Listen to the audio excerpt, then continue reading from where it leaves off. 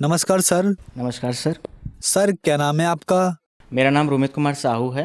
मैं भिलाई जिला दुर्ग छत्तीसगढ़ से आया हूँ। रोमित कुमार जी, संत रामपाल जी महाराज से आप कब जुड़े? बंदी छोड़ जगत गुरु तत्वदर्शी संत रामपाल जी महाराज जी ने मुझे अपनी शरण में 12 फरवरी 2013 में लिया था। रोमित कुमार जी, क्या काम करते हैं आप? Sir currently I am working as assistant professor at university and मैं एक रिसर्च स्कॉलर भी हूँ। गवर्नमेंट यूनिवर्सिटी से मेरी पीएचडी वर्क भी चल रही है। सर, संत रामपाल जी महाराज से नाम दीक्षा लेने से पहले आप क्या भक्ति साधनाएं करते थे?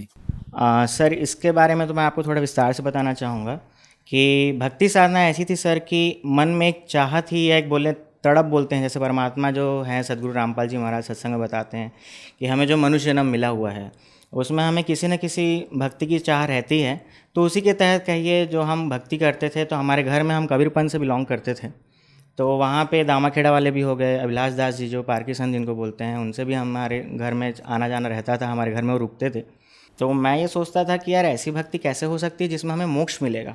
तो सर इसी चक्कर में मेरी मम्मी, हमारे घर में बहुत अच्छा भक्ति का माहौल था, मेरे पिताजी भी थे, मेरी माता जी, हम लोग हर हफ्ते आस्था चैनल ये सब में कोई भी भागवत कथा आती थी उसको भी सुनते थे। देवकीनंदन ठाकुर जी हो गए, किरीट महाराज जी हो गए, मोरारी बापू जी की राम कथा हो गई। तो ये सब सुनने के साथ हमको ये तो पता चलता था कि कोई एक ऐसे स्थान है, शाश्वत स्थान है जहाँ पे हम पहुँच सकते हैं, जिसके बाद इस 84 लाख योनियों से हम मुक्ति पा सकते हैं। तो वो मुक्ति कैसे मिलेगी? इसी फेर में सर हमारे साथ ऐसा हुआ कि हमारे एक फूफा जी हैं, वो उन्होंने बताया कि आसाराम बापू जी रायपुर में आ रहे हैं, नाम दीक्षा सेंटर है, मतलब वहाँ पे एक विधि होगी, उसके हिसाब से बच्चे और सभी लोगों को नाम मिलता है। तो सर वहाँ पे हमको सरस्वती मंत्र मिला, क्योंकि वो एक ऑप्शन दे देते हैं, 7 मंत्र रहते हैं जिसमें आप कोई भी एक मंत्र चूज़ कर सकते हैं। तो मैंने उनकी भी साधना की, 3 साल 3.5 साल हुए उसको भी मैंने साधना की।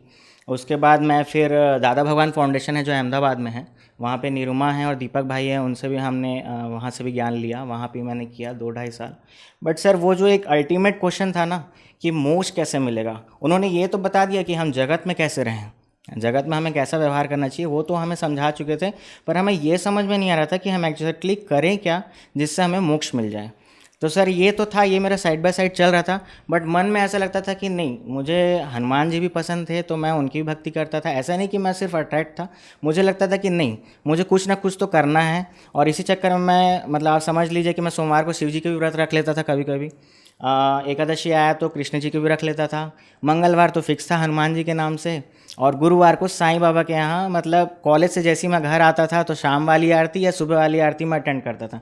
और वहाँ मेरी एक प्रैक्टिस थी कि वहाँ जो गर्भगृह होता है वहाँ पे मैं बैठ जाता था साधना लगाने के लिए, कि अगर आप हैं मालिक, मतलब आप कहीं भी हैं इस दुनिया में, कहीं भी हैं, तो मैं इतना भटक रहा हूँ, मतलब मेरे को क्वेश्चन का आंसर क्यों नहीं मिल रहा है, मतलब मैं बचपन से हूँ, कोई विकार भी नहीं दे रखे हैं, जबकि मैं उस टाइम इंजीनियरिंग का स्टूडेंट भी था।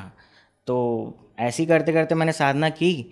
और एक दिन ऐसा आया कि जब मैं इंजीनियरिंग के वर्ष में जब पढ़ाई कर रहा था, तो मेरी माता जी को 6 महीने हुए थे, साधना चैनल में उन्होंने सत्संग देखना प्रारंभ किया था, जगत गुरु तत्वदर्शी संत रामपाल जी महाराज जी के। तो मेरी मम्मी ने बताया कि बेटा एक ऐसा सत्संग भी आ रहा है जिसमें वो पुस्तक खोल खोल के बता रहे हैं, शास्त्रों से भी उससे भी, सदगुरु रामपाल जी महाराज। यहाँ मैं बताना चाहूँगा कि जो मैं परमात्मा बोल रहा हूँ वो कबीर साहब जी के रूप में वर्तमान समय में जगत गुरु तत्वदर्शी संत रामपाल जी महाराज जी आए हुए हैं। उन्हीं की दया से मैंने वो सत्संग सुना। उस समय मैं ज़्यादा, मतलब उनसे अट्रैक्ट नहीं हुआ था, मतलब मुझे उतना इंटरेस्ट नहीं आया था। तो हुआ क्या कि मम्मी ने मुझे बताया, बेटा देखो तुम इतनी व्रत साधना करते हो, तो इसमें लिखा है कि अध्याय 6 के श्लोक नंबर 16 में बताया है कि व्रत उपास नहीं करना चाहिए। और गुरुजी का मैंने सत्संग सुना तो उसमें मैंने देखा कि वो बोलते हैं कि अगर आप व्रत उपास करते हो, अगर किसी के पिताजी हैं, तो क्यों चाहेगा कि उनका बेटा भूखे रहे, नंगे पाँव पहाड़ी चढ़े, कठोर साधना करे? तो ऐसा कोई पिताजी नहीं चाहेगा। मैं बोला बात तो एकदम सही है। अट्रैक्ट किया मुझे ये पॉइंट कि भाई व्रत उपास भी करना जरूरी नहीं है, उसके बगैर भी भक्ति हो सकती है। फिर उन्होंने, सर ऐसा हुआ कि एक प्रमाण क्या, हम तो एक प्रमाण सोचते हैं और किसी के पीछे चल देते हैं, उन्होंने तो 100 प्रमाण दे के रखे हुए हैं। तो सर ऐसा करते हुए क्या होता है कि एक दिन हमारी मम्मी ने ऑर्डर कर दिया एसएमएस करके ज्ञान गंगा। ज्ञान गंगा पुस्तक घर में आती है, और संयोग ऐसा बनता है सर कि मैं ऐसे तो पुस्तक पढ़ता नहीं था क्योंकि मैं एक एवरेज स्टूडेंट था, बट मैंने सिर्फ उसकी भूमिका पढ़ी, और उसमें एक सृष्टि रचना है पृष्ठ नंबर 22 में। तो मैंने बोला यार इसमें लिखा क्या है, पहले किसी बुक का एक सिलेबस पढ़ते हैं। तो मैंने पढ़ते हुए देखा तो मुझे बहुत सारे क्वेश्चन के आंसर मिल गए उसमें। तो फिर मम्मी और हमारे नाना जी भी उसी समय मरणासन स्थिति में थे, तो उनके साथ प्रेरणा हुई, हम लोग सब बरवाला गए। 2013 में। और आश्रम में जब हम एंट्री लेते हैं तो मतलब ऐसा लगता है कि 9 बज गया, क्योंकि मैंने पहले भी कई आश्रम में जा चुका हूँ। मेरी नानी जी राधा स्वामी पंथ में थी, तो वहाँ जब मैं जाता था तो वहाँ पे भी प्रसाद के लिए पैसे लिए जाते थे, दादा भगवान में भी पैसे लिए जाते थे। आश्रम बापू जी के यहाँ भी माला लेने के लिए भी 5 रुपये देना पड़ता था, मतलब पूरा टोटल कॉस्ट बैठता था उसमें।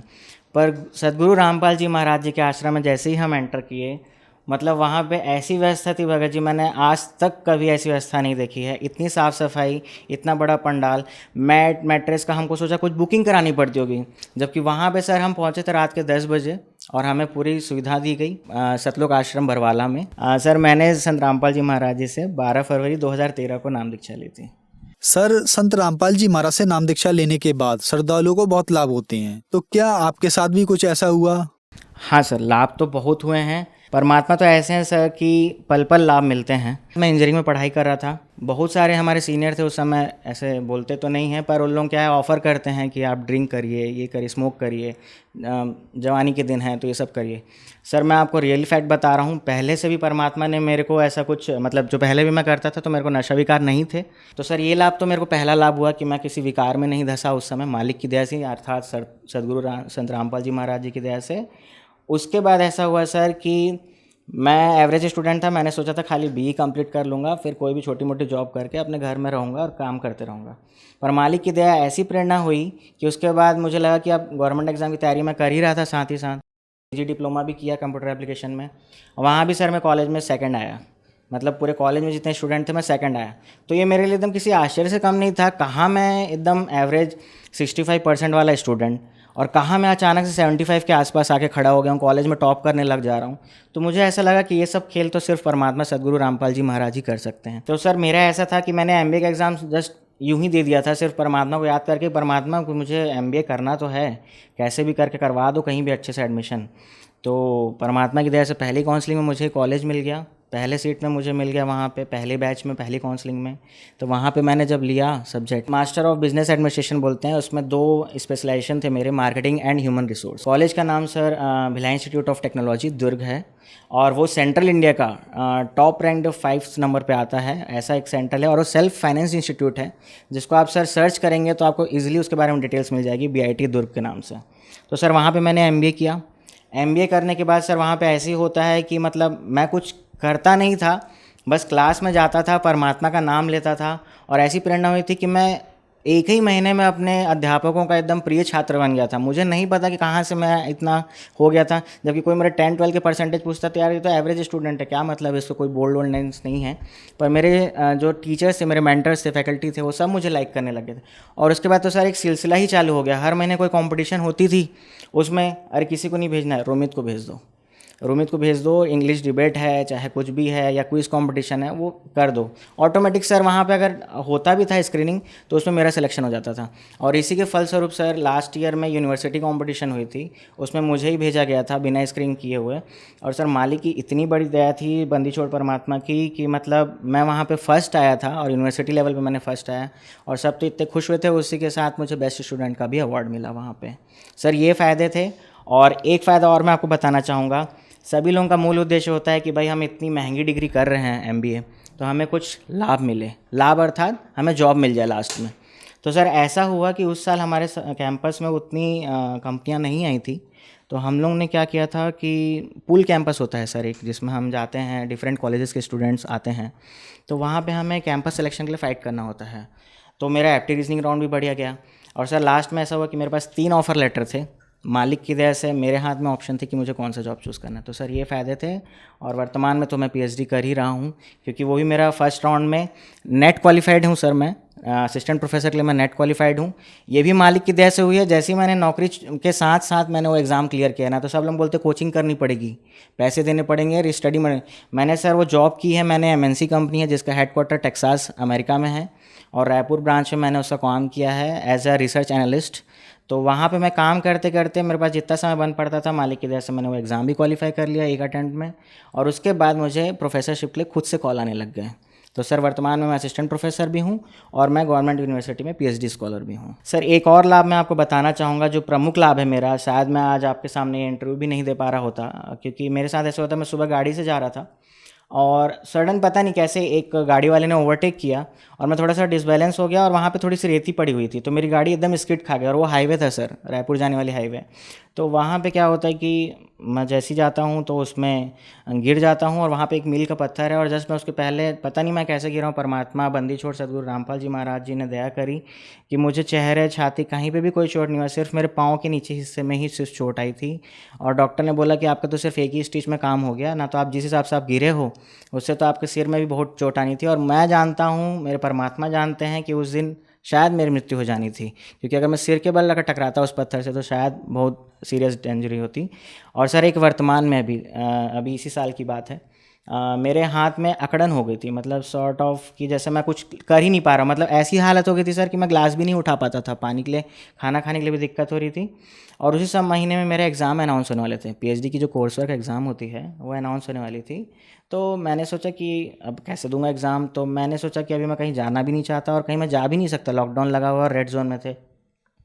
मैंने परमात्मा से दंडवत की, जोत जलाई और बोला परमात्मा देखो, मैं तो किसी डॉक्टर को नहीं जानता, आप ही हमारे लिए सबसे बड़े डॉक्टर हो, और जब आपके हाथ में मैंने अपनी गाड़ी सौंप दी है तो फिर मुझे और किसी पे भरोसा भी नहीं है। मगर जी वो दिन था और उसी हफ्ते में 3-4 दिन बाद ऐसा हुआ कि मतलब मैं हाथ मेरे प्रॉपर चलने लग गया, मैंने राइटिंग प्रैक्टिस की, मैं लिख भी पा रहा था।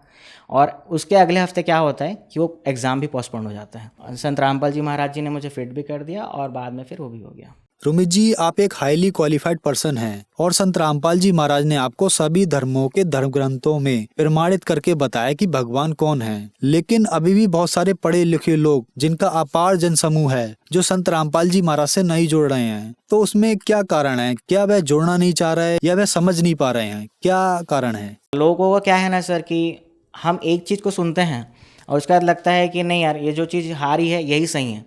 अगर कोई 100 लोग आके उसी चीज़ को बोल देना तो आदमी उसको सच मानने लग जाता है। तो सर एक ही मीडिया कर्मी है, जैसे कि अभी आप लोग बता रहे हैं, आप लोग एक अच्छा काम कर रहे हैं कि जो आप लोग समाज को बता रहे हैं कि भाई ये एक सदमार्ग है, वही कुछ मीडिया वाले कुछ चंद पैसों के लिए अपने जो उनका मूल कर्तव्य है उससे वो भटक जाते हैं। तो सर सदगुरु रामपाल जी महाराज तो आज इतनी व्यवस्था कर रखी है उन्होंने, विदेश भर में देश भर में इतने नामदान सेंटर थे, एक आश्रम बंद हुआ सर। आज आपको बताते हुए मुझे बहुत खुशी हो रही है कि 600 से ज़्यादा नामदान सेंटर हैं जो ऑल ओवर इंडिया में फैले हुए हैं, नॉर्थ से लेकर साउथ तक। तो सर मुझे नहीं लगता कि गुरुजी का ज्ञान अभी फैल नहीं रहा है। संगत पहले जितनी थी उससे अभी करोड़ से ज़्यादा संगत हो गई है। समाज सुधार के अनेकों कार्य हो रहे हैं, रक्तदान हो गया, दहेज भ्रूण हत्या हो गई, इतने सारे जो काम हैं जिसको समाज में सरकार द्वारा भी नहीं स्थापित कर पा रहे थे, जिसको नहीं निराकरण कर पा रहे थे, वो सदगुरु रामपाल जी महाराज ने अपने ज्ञान के माध्यम से ही दूर करने का बीड़ा उठाया है और उसमें वो काफ़ी हद तक अभी सफल हो रहे हैं। और ख़ासकर उनके जो भी शिष्य हैं जो उनसे नाम दीक्षा लिए हैं वो तो कभी भी कोई नशा विकार में लिप्त नहीं रहेंगे। अगर कोई नशा विकार में लिप्त है तो वो उनका शिष्य नहीं है।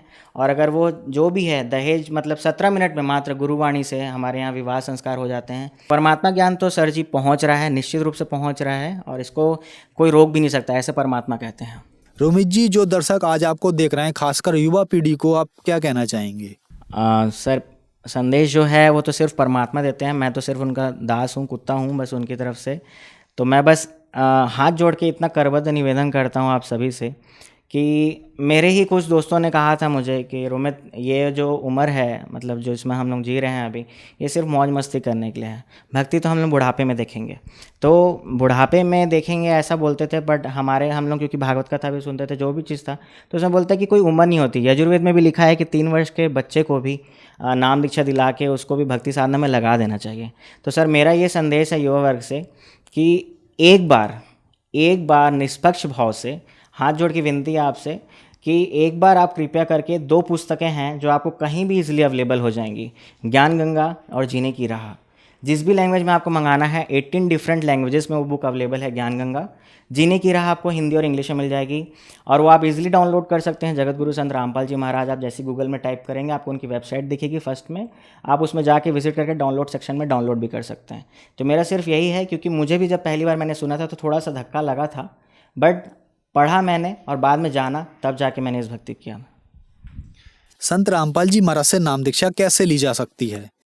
सर नाम दीक्षा लेना बहुत ही ईजी है it's not difficult to take this नाम दीक्षा, because in India various centers across 500 plus centers, वहाँ पे आप जाके कॉन्टैक्ट नंबर है सर, जिस भी चैनल में आप देखेंगे 13 चैनल में आते हैं, नीचे की येलो लाइन फ्लैश हो रही होगी, उसमें आपको डिफरेंट कॉन्टैक्ट नंबर दिखेंगे। उस कॉन्टैक्ट नंबर में आप अपने एरिया का पिन कोड और अपना एरिया बताइए, वहाँ के जो नियरेस्ट नाम दीक्षा सेंटर होगा वो उसका आपका एड्रेस वहाँ के कोऑर्डिनेटर आपको दे देंगे, और अगर पॉसिबल हुआ, जैसे कि अभी कोरोना कोविड भी चल रहा है, तो वो आपको आके काउंसलिंग करके आपको ईजिली स्टेप भी बता देंगे।